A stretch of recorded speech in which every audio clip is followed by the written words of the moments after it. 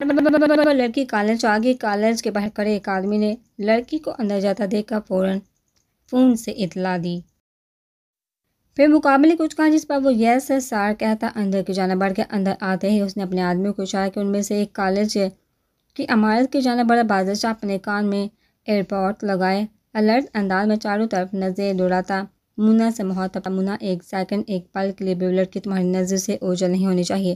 وہ ہاتھے کو بامتا دوستی سے بولا اوکے، 2 لفظ جواب۔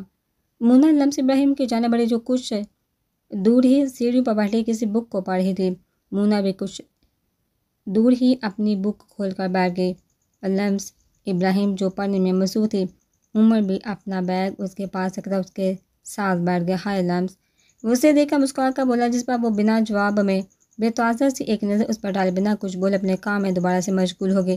عمر نے اس کی بے نیازی پر کچھ ریجیکٹ نہیں کیا تھا کیونکہ وہ جانتا تھا وہ ایسی ہی تھی۔ مونا نے اس کے انداز پر آنکھیں گھمائیں، امیر باپ کی بگڑی اولاد۔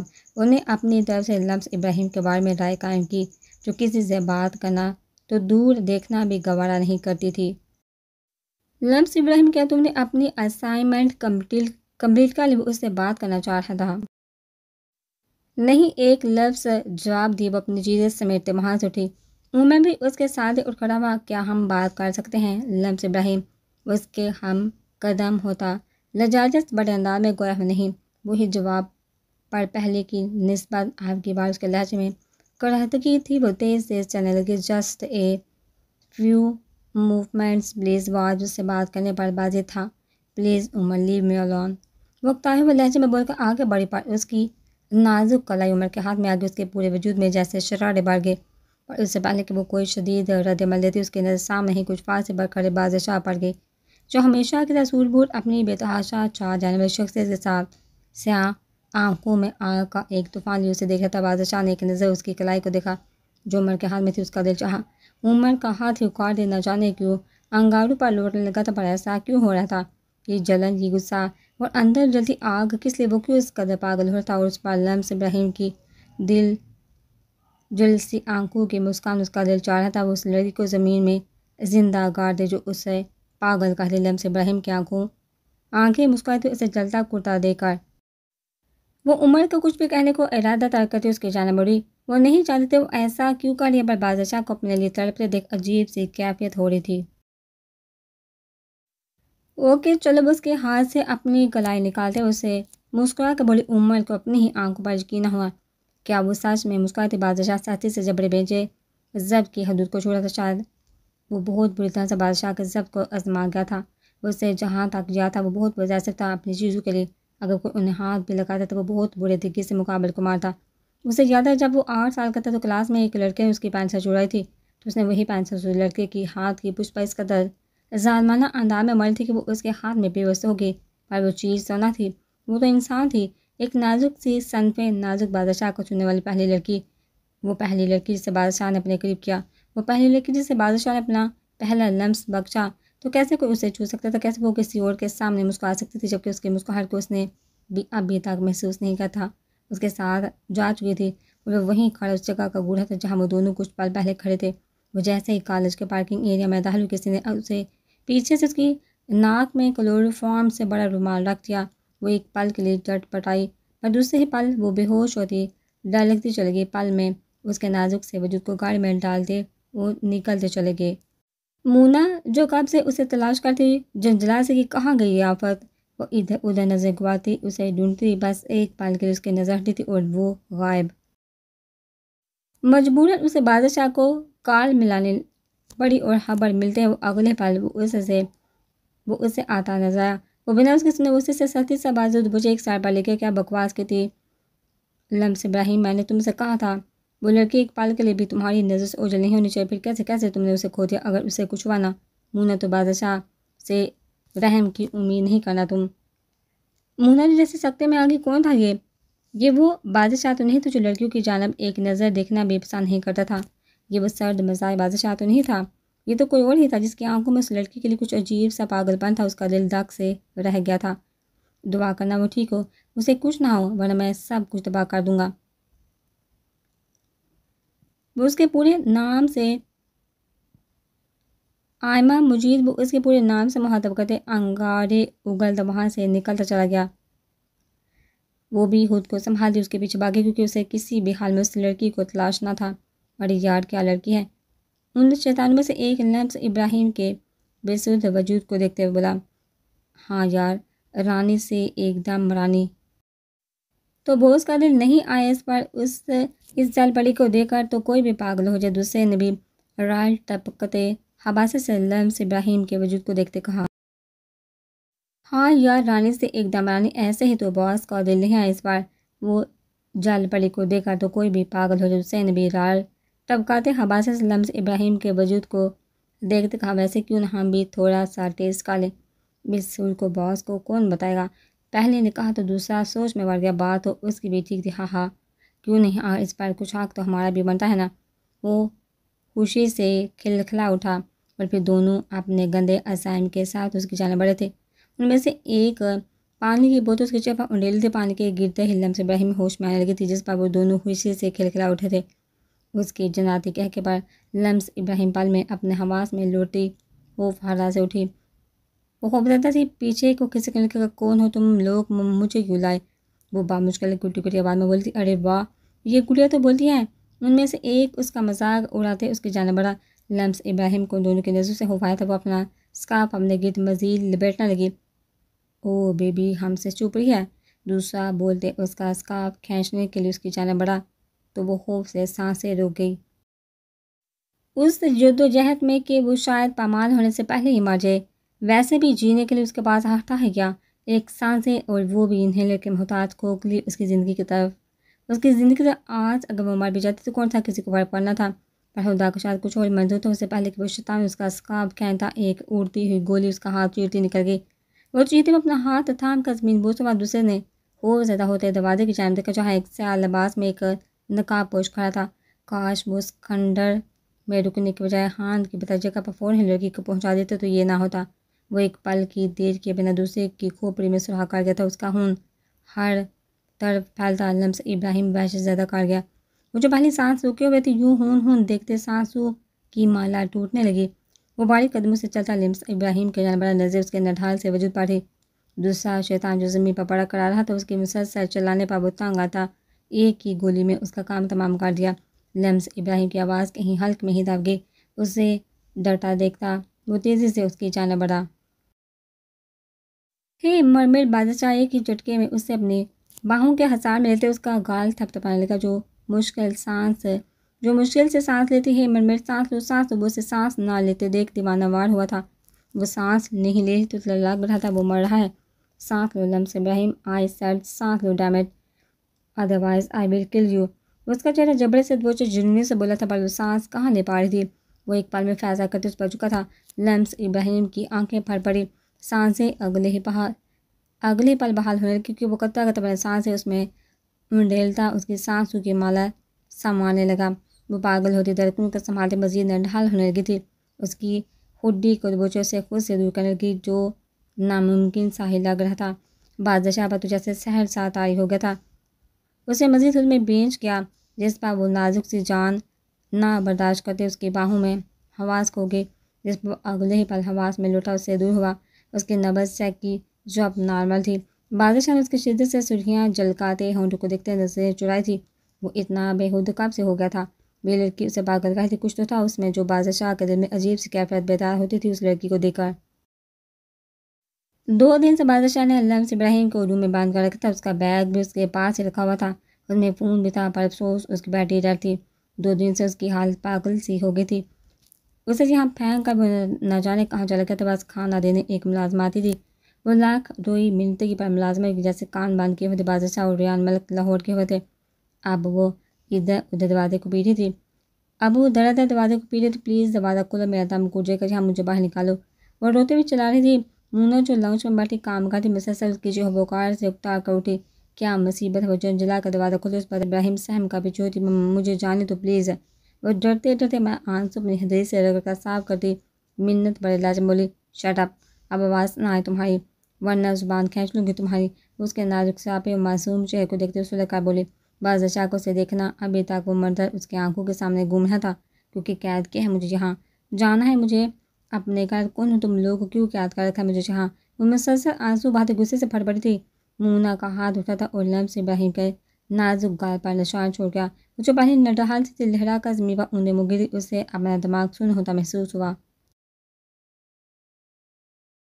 اب اگر تمہاری آواز ہے تو زبان نوچ کر کتوں کو ڈال دوں گی۔ مونا غصے سے پھنکاری وہاں سے نکل گئی۔ لمس ابراہیم کو اپنا سانس رکتا ہوا محسوس ہوا۔ اس نے اٹھ کر بیگ تک پہنچنے کی کوشش پر وجود بالکل نڈھال ہو چکا تھا۔ وہ مکمل سانس لینے کو تڑپتی رنگتی ہوئی اپنی بامشکل تگدوں کے بعد اپنے بیگ تک پہنچی اور کانپتے ہاتھوں سے بیگ ٹٹول کر مطلوبہ چیز نکالنے لگی۔ ہاتھ آنے پر وہ تیزی سے انہیلر اپنے منہ میں ڈال کر کانپتے ہاتھوں سے اس کا بٹن پریس کیا۔ وہ حلق میں اتری گہری گہری سانس لیتی ہوئی وہ پرسکون ہوئی۔ حواس بحال ہوتے انہیلر کو زمین پر پٹکتے ہوئے پھول پھول کر رو پڑی۔ 2 دن میں صدام خان نے کئی بار اسے اپنے روم میں بلوایا پر وہ ڈھیٹ بنی ایک بار بھی نہ گئی۔ نہ آنے پر صدام خان کو غصہ نہیں آیا تھا بلکہ دل کو کمیری سی ہوش ہوئی تھی۔ وجہ یہ تھی اب 2 دن دور نہیں تھا۔ وہ دن دور جب اس کی بڑی ہمیشہ کی اس کی ہو جانے والی تھی، ایسا اس کا خیال تھا۔ وہ سب کچھ بہتر محسوس کرتا تبھی اس کے روم کی جانب بڑھا۔ بوا میں انہیں کال کروں پر مجھے بہت ڈر لگ رہا اگر خان نے انہیں کچھ کہہ دیا تو میں کیا کروں گی؟ خوف کے مارے کانپتی آواز میں بولی۔ آج دوسرے دن کی بھی رات ہونے کو تھی۔ افضل میری بچی کچھ نہیں ہوگا، تم اسے فون کرو، میں نے سنا ہے وہ بہت بڑا آدمی ہے اور بہت غصے والا ہے۔ ایک وہی ہے میری گڑیا جو تمہیں اس دلدل سے نکال سکتا ہے، اور اب تو وہ تمہارا شوہر بھی، اور محبت سے اس کے بال سہلاتا ہے بولی۔ مجھے ان سے ڈر لگتا ہے بوا، وہ خوفزدہ سے اسے افضل تو کیا یہیں پر ساری زندگی کٹ کٹ کر مرنا چاہتی۔ وہ کب سے اسے سمجھا رہی تھی اور اس کی سوئی ابھی بھی وہیں ہٹ کے دیکھ وہ کچھ سہت ہوئی۔ میں فون کرتی، وہ ان کے ہاتھ سے فون لیتے لرزتے ہاتھوں سے نمبر ملانے لگی۔ اسے جیسے ہی کال ملا بوا بے صبری سے اس کی جانب دیکھنے لگی۔ کال اٹھائی اس نے، بیل جا رہی ابھی وہ بول رہی تھی کہ روم کا دروازہ کھلا۔ خوف کے مارے افضل سے موبائل چھوڑ کر کلین پر گرا۔ بوا نے تیزی سے اسے پاؤں سے صوفے کے نیچے کاٹ دیا۔ افضل کو لگا وہ گھبراہٹ کے مارے ابھی زمین پہ وہ سوچے کیا ہوا مائی فیری؟ صدام خان نے افضل کے پیشانے پر پسینے کی ننھی ننھی بوندیں دیکھ کر پوچھا کچھ نہیں۔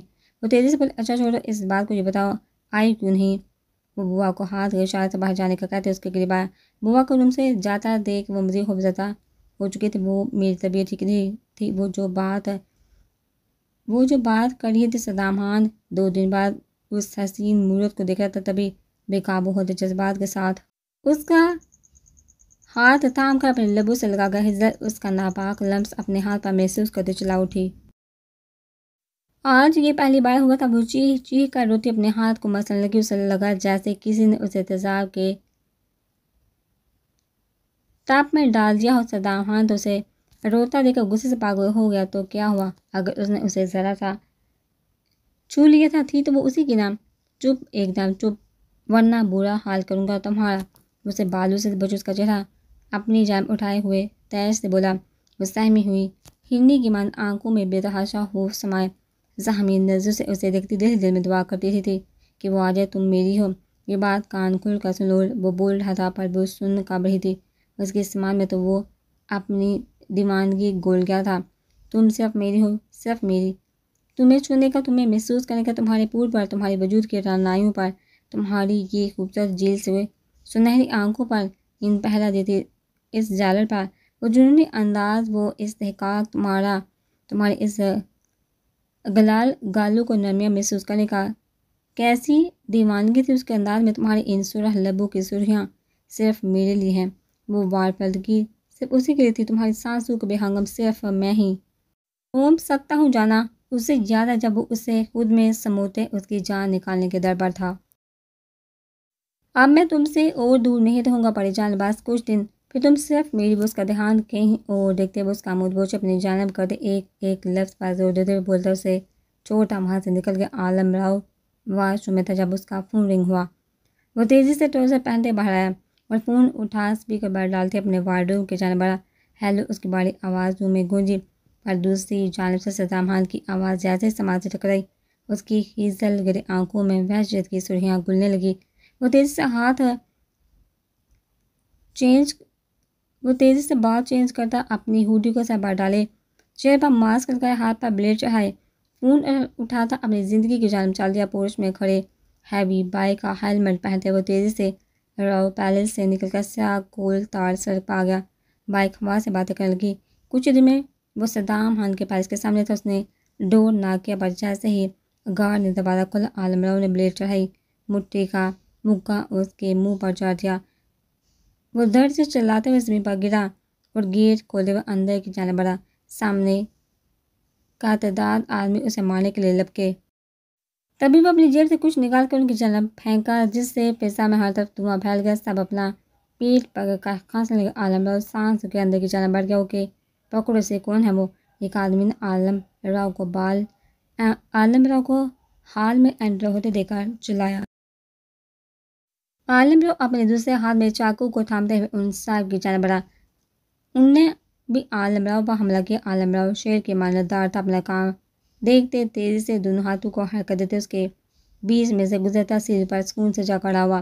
صاحب نے حیرت سے اس کی جانب دیکھا اور اگلے ہی پل سب کی چیخوں پورے پیر پر اٹھا لیا، کیونکہ کسی کا کان، کسی کا ناک، کسی کا پاؤں تو کسی کا بازو اور ہاتھ ہی جسم سے الگ کر دیے تھے۔ سکون سے اوپر کی جانب بڑھا اور تیزی سے اپنی گولڈن ڈال کے روم کا دروازہ کھولتے اندر بڑھ گیا اور ہزا جو نیچے جھکی صوفے کے نیچے سے موبائل نکالنے کی کوشش کرتے اچانک دروازہ کھلنے میں اچھے کیسی تھی پر مقابل کو دیکھا، حیرت سے آنکھیں پھٹ پڑی۔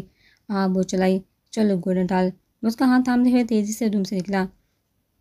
وہ کسی کٹی شاہ کی مانند اس کے ساتھ کھینچتی ہوئی جا رہی تھی۔ وہ جیسی سیڑھیوں سے اترے، صدام خان اپنے آدمیوں لیے ان کا منتظر تھا۔ ہزل روتے ہوئے اپنا ہاتھ اس کے ہاتھ سے نکالنے لگی، کیونکہ وہ نہیں چاہتی تھی کہ صدام خان عالم راؤ کو کوئی نقصان پہنچائے۔ عالم راؤ جو پہلے غصے سے پاگل ہوا تھا، ہزل کے ہاتھ چھڑوانے کی کوشش پر مزید وحشی ہوا تھا۔ ڈونٹ ڈو دیٹ مائی ڈال۔ وہ اس کے ہاتھ کو ایک جھٹکا دے کر کھینچتے اسے اپنے سینے کا حصہ بنا گیا۔ وہ تھر تھر کانپنے لگی تھی، اسے لگا وہ ابھی مر جائے گی۔ یہ سب دیکھتے صدام خان کو جیسے آگ ہی آگ لگی۔ آہٹ کون تھا وہ جسے اس کا خوف نہیں تھا، اور بنا اپنے انجام کی پرواہ کیے اس کی ملکیت کو اس کے سامنے اپنی باہوں میں بڑے دیدہ دلیری سے کھڑا تھا۔ نہیں پلیز، مجھے نہیں جانا آپ کے ساتھ، پلیز لیو می۔ وہ خوف کے مارے پر مشکل گھٹی گھٹی آواز میں بولتی مزاحمت کرنے لگی، پر عالم کی گرفت سے آزاد ہونا آسان کہاں تھا؟ میری شکل کیا دیکھ رہے ہو؟ جان سے مار دو اسے، یہاں سے زندہ نہیں جانا چاہیے۔ صدام خان غصے سے پاگل ہوتا تھا تو سب ایک ساتھ اس کی جانب بڑھے تھے۔ ہزا خوف سے آنکھیں میں تھی، اس کے چوڑے سینے کا حصہ بنی تھی، پر وہ پرسکون سے اپنے سینے سے لگائے کھڑا تھا۔ اس سے پہلے کہ وہ تمام عالم راؤ کی جانب بڑھتے، باسل اور رے اچانک سے نمودار ہوتے اپنی مہارت تو دکھا گئے تھے۔ کچھ ہی پل میں صدام خان کے تمام آدمی کٹے پٹے پڑے کڑا رہے تھے۔ صدام خان تو جیسے صدمے میں چلا گیا تھا۔ ان نقاب پوشوں کی پھوٹیاں دیکھتے اس کا دماغ جیسے مو ہو کر رہ گیا تھا۔ عالم راؤ ہزل کو اپنی باہوں میں اٹھاتے سیڑھیوں سے اترتا، اس کے قریب سے گزرتے باہر کی جانب بڑھا تھا۔ اس کی نازک سے گولڈن ڈال تو کب کی حواس کھو گئی تھی۔ اگلے ہی پل وہ اپنی منزل کو نکل گئے تھے۔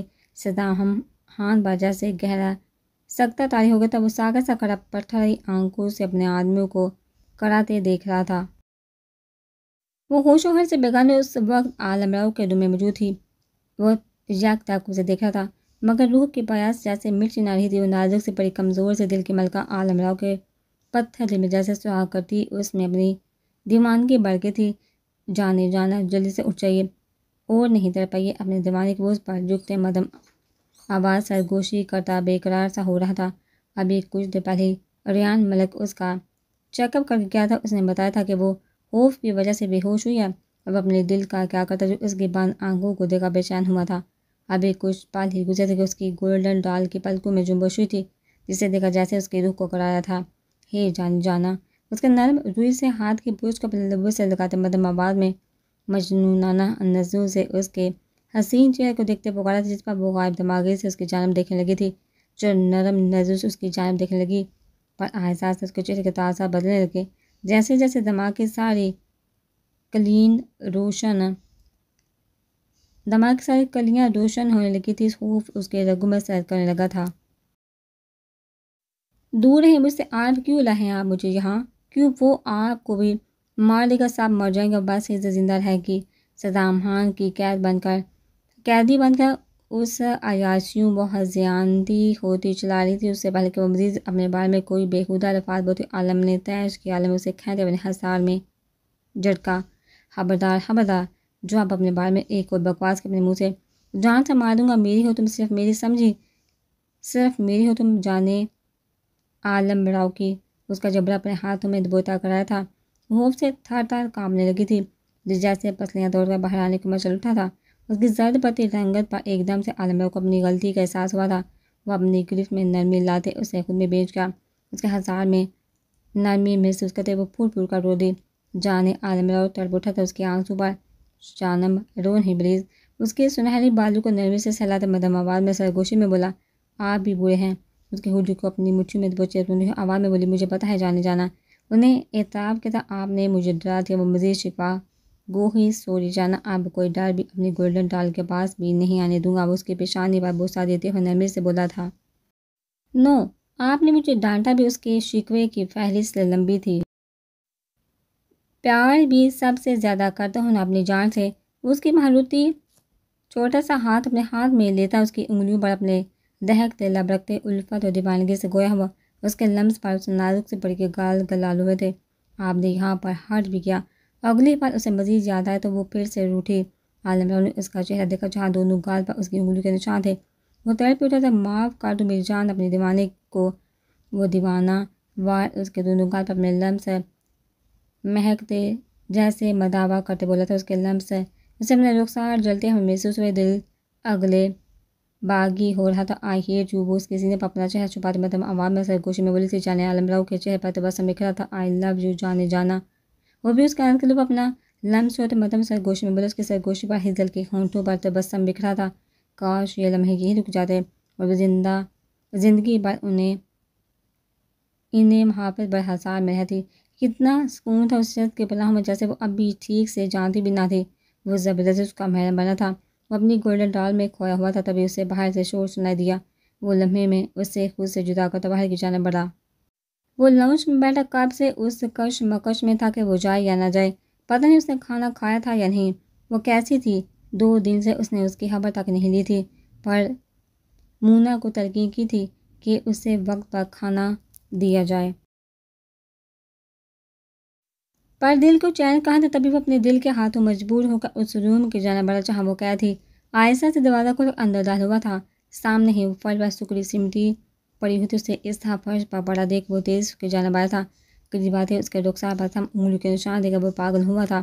مونا کے ہاتھ کی پہنی انگوٹھی تھپڑ مارتے وقت اس کے گال کی نرم جلد کو بھی زخمی کر گئی تھی۔